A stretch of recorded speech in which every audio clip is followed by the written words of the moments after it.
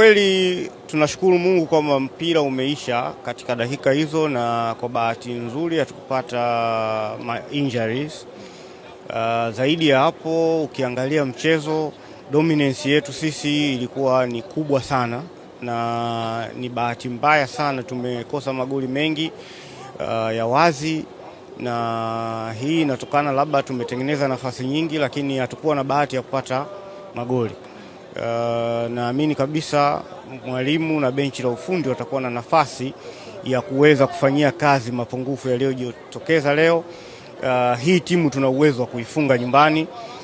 Hata hapa tulikuwa na uwezo wa kufunga, lakini kwa bahati mbaya tu maamuzi nayo vile vile yalikuwa yako na yanauma upande mmoja.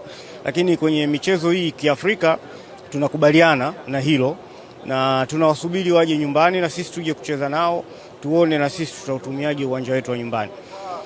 Jambo kubwa kwa washabiki, wapenzi, wanachama na wote wenye kuitakia heri Simba ni kuweka nguvu ya pamoja na kufanya maandalizi ya nguvu kukabiliana na wao. Hii ni timu ambayo tunaweza kabisa tukaitoa na tukaendelea kwenye hatua inayofuata. Unawaambia nini wana Simba kuelekea mechi ya tarehe 9 ya marudiano?